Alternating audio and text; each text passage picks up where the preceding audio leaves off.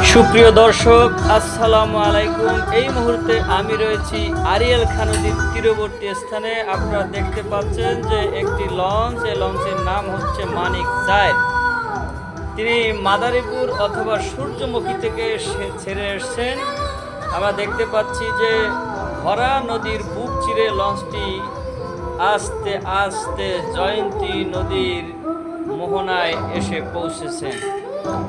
দর্শক, আপনারা জানেন যে এক সময় এ নদীতে বড় বড় লঞ্চ ঈদের সময় কিংবা সারা বছর জুড়ে যাত্রী আনা নেওয়ার কাজ করত। আজ আর তেমনটি নেই। এক সময় পারাবাদ 4, পারাবাদ 14, পারাবাদ 12, জল সেতু, তারপরে সি ব্রিজ, তারপরে ফয়সাল 4, ফয়সাল 1, এরকম মানে অজস্র বড় বড় লঞ্চ এ নদী দিয়ে যাত্রী আনা নেওয়ার কাজ করেছে ঢাকায়। এখন আর সেরকমটি দেখা যায় না।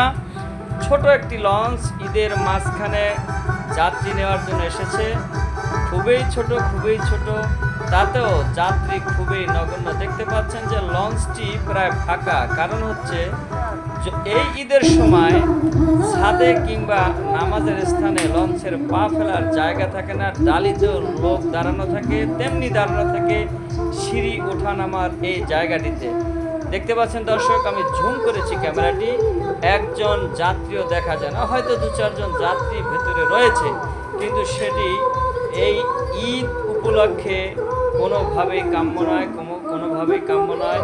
পদ্মা ব্রিজ হওয়ার পর থেকে এই লঞ্চের ব্যবসা একেবারেই ধস নেমেছে। বিশেষ করে মাদারীপুর সূর্যমণি থেকে যে দুটি লঞ্চ প্রতিনিয়ত, অর্থাৎ একদিন পর একদিন দুটি করে লঞ্চ এই সাহেবরামপুর, রামারপোল, সেলিমপুর, আলিমাবাদ লঞ্চঘাট, বোয়ালিয়া লঞ্চঘাট, সেলিমপুর রাস্তার মাথা, ছবিপুর থেকে অজস্র যাত্রী নিয়ে ঢাকায় চলে যেত। আবার ঢাকা থেকে অজস্র যাত্রী নিয়ে ভোর রাতে হুইসেল বাজিয়ে যার স্টেশনে নামিয়ে দিত।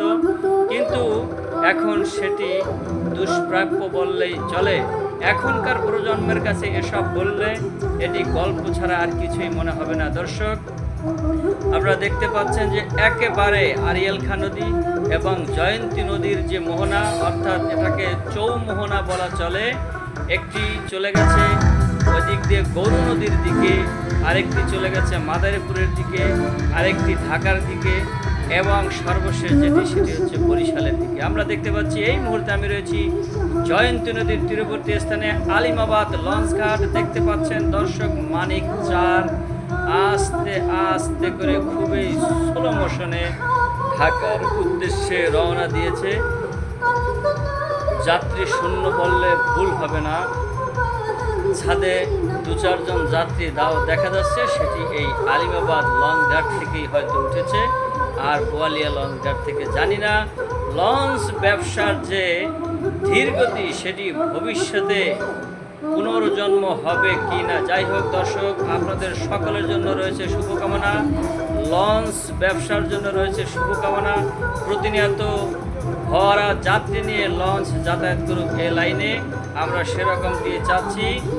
গাড়িতে যাতায়াত করলেও কম বিড়ম্বনা পোহাতে হয় না, সেক্ষেত্রে লঞ্চে যাতায়াত অনেকটা নিরাপদেই মনে হয়। দর্শক, আজ এ পর্যন্তই। ভালো থাকবেন। ভবিষ্যতে আবারও অন্য কোনো ভিডিও নিয়ে আপনাদের সঙ্গে হাজির হব, আপনাদের সঙ্গে উপস্থিত হব। সে পর্যন্ত সবাই ভালো থাকবেন, সুস্থ থাকবেন। যারা এখনও আমার ইউটিউব চ্যানেলটি সাবস্ক্রাইব করেননি, সাবস্ক্রাইব করে নেবেন। সবার জন্য রইল শুভ কামনা। যারা এখনও আমার ইউটিউব চ্যানেলটি সাবস্ক্রাইব করেননি, সাবস্ক্রাইব করে আপনার হাতের ডান পাশে থাকা বেল আইকনটি বাজিয়ে দিন, যাতে করে নিত্য নতুন ভিডিওর আপডেট আপনাদের সামনে পৌঁছে যায় অতি দ্রুত। দর্শক, আজ এ পর্যন্তই। আল্লাহ হাফেজ।